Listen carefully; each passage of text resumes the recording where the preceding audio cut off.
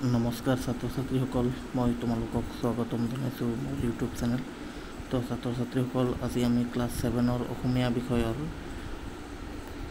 Chapter number হৈছে তোমাৰ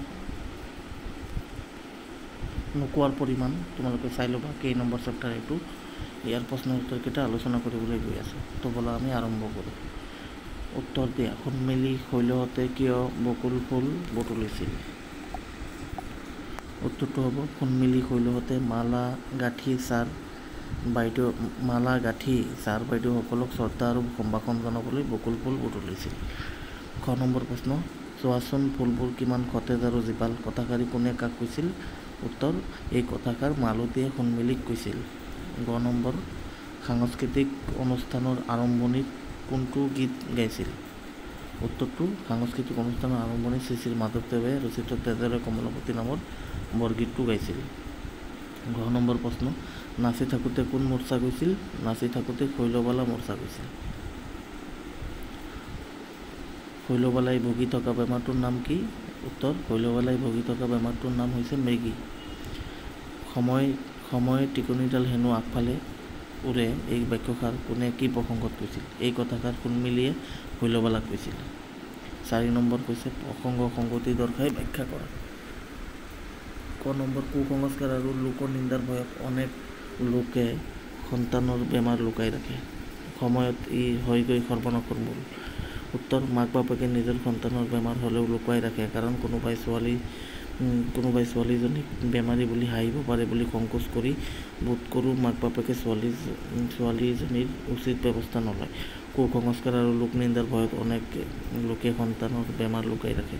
পিছলৈ ই হয়গৈ সৰ্বনাশৰ মূল। কেতিয়াবা ই হয়তো দুৰাৰোগ্য ৰূপ লয়।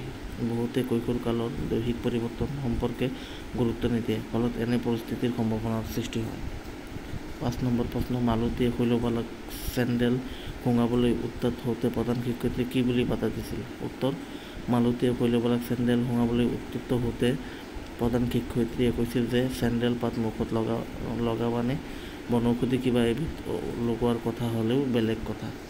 জানো আহা, বোধ কৰোঁ মাক দেউতাকে চিকিৎসাৰ ব্যৱস্থা কৰা নাই। পাঠত পোৱা ওপৰৰ বাক্যটোত থকা দেউতাকে পদটো সম্বন্ধবাচক। দেউতাক শব্দটোৰ লগত প্ৰথমতে ক আৰু তাৰ পাছত এ বিভক্তি লগ লাগি গঠিত হৈছে। সম্বন্ধবাচক শব্দত বিভক্তি লগাই কথা কোৱাটো অসমীয়া ভাষাৰ এটা বিশেষ বৈশিষ্ট্য। সেইকাৰণে ককা আইতা ভাই ভনী খুৰা খুৰী আদি বিশেষ্য যাৰ লগত সম্বন্ধযুক্ত হয় তাৰ মান অনুসৰি অনাদৰত ৰ, এৰ আদৰত ৰা আৰু মান্যৰ্থক ক অক লগ লাগে। তাৰ পাছতে কাৰক বিভক্তি যোগ হয়। উদাহৰণস্বৰূপে, তোৰ দেউতাৰ যোগ এ খেতি বাতি কৰিছিল। তোমাৰ আইতাৰাই আইতা যোগ পা যোগ হচৈ বিয়ানাম গাইছে। তেওঁৰ ককাকে ককা যোগ ক যোগ এ সাধু কথা কয়। তেখেতৰ খুৰাকে খুৰা যোগ ক যোগ এ বেহেলা বজায়। সিহঁতৰ মাকে মাক যোগ ক যোগ এ তাঁত বয়। তলৰ সম্বন্ধবাচক শব্দকেইটা ভাঙি দেখুওৱা। মাৰা মা যোগ ৰা, ভায়েৰা ভাই যোগ এ যোগ ৰা, ভনীয়েৰা ভনী যোগ এ যোগ ৰা, খুৰী একক খুৰী যোগ এ যোগ ক যোগ ক। 8 নম্বৰ, বাওঁফালে দিয়া শব্দবোৰৰ লগত সোঁফালে থকা নিৰ্দিষ্ট বাচক পদ্যবোৰ মিলোৱা। পাণ খিলা, বহী খন, ল'ৰাটো, ছোৱালীজনী, মহিলাগৰাকী। 9 নম্বৰ, চোৱাচোন ফুলবোৰ কিমান সতেজ আৰু জীপাল। এই বাক্যটিত থকা জীপাল শব্দটোৰ জীপ শব্দৰ লগত আল প্ৰত্যয় যোগ হৈ জীপাল শব্দ গঠিত হৈছে। তেনেদৰে তলৰ বাক্য কেইটা গঠন কৰা হয়। জানো আহা, সৰ্বনাশ চেণ্ডেল পাত মুখত লাগাবানে, শৈল ফটোটো লৈ যোৱা, এৰা ৰিহাখন ঠিক ঠাক কৰি লওঁ ৰ'বা। ওপৰৰ প্ৰথম বাক্যটোত চেণ্ডেল শব্দৰ লগত লগ হোৱা পাত, ফুট শব্দৰ লগত টো আৰু ৰিহা শব্দৰ লগত খন যোগ হৈছে। এনেদৰে শব্দত যোগ হোৱা পাত, টো, খন আদিক নিৰ্দিষ্টতাবাচক প্ৰত্যয় বোলে। অসমীয়া ভাষাত ইয়াৰ বাহিৰে জন, জনী, গৰাকী, টো, টি, টা, কণ, কণী, খিলা, ছটা, ডাল, ডালি, খন, খনি, গছ, গছি, পাত, পাতি আদি বহুতো নিৰ্দিষ্টতাবাচক প্ৰত্যয় আছে। যিহেতু এইবোৰ মূল শব্দৰ পাছত বহে, সেইকাৰণে তাৰ আগত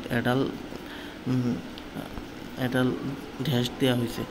কিন্তু প্ৰয়োগৰ সময়ত ডেছডালৰ প্ৰয়োজন নাই। যেনে পাত চেণ্ডেল পাত চোৱাচোন ফুলবোৰ কিমান সতেজ আৰু জীপাল। এই বাক্যটিত থকা জীপাল শব্দটোৰ জীপ শব্দটোৰ লগত আল প্ৰত্যয় যোগ হৈ জীপাল শব্দ গঠিত হৈছে। তেনেদৰে তলৰ বাক্যকেইটা গঠন কৰা। ৰস যোগ আল ৰসাল, ভয় যোগ আল ভয়াল, যোগ আল উমাল, খং যোগ আল খঙাল।